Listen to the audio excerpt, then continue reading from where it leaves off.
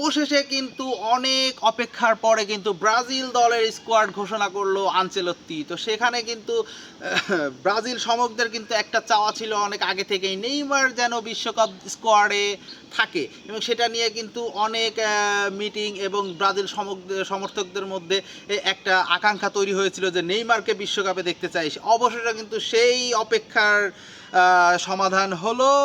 Neymar Brazilian star বয় কিন্তু বিশ্বকাপ 2026-এর স্কোয়াডে চলে আসলো। অবশ্যই কিন্তু অ্যাজ এ ব্রাজিল সাপোর্টার হিসাবে কিন্তু এই খুশিটা আসলে বলে বোঝানোর মতো না, কারণ আমাদের পোস্টার বয়, স্কিল বয় নেইমার অবশেষে 2026 বিশ্বকাপ খেলবে, এবং ব্রাজিল সমর্থকদের যে আশা 2026 বিশ্বকাপ ব্রাজিল নিবে, এই যে চাওয়াটা, এই চাওয়াটা কিন্তু নেইমার অবশ্যই পূরণ করতে চাইবে, কারণ নেইমারের কিন্তু এটা লাস্ট বিশ্বকাপ, কারণ এই বিশ্বকাপ কিন্তু অবশ্যই ব্রাজিল, নেইমারের জন্য হলেও ব্রাজিল টিম কিন্তু বিশ্বকাপটা নেওয়ার ট্রাই থাকবে।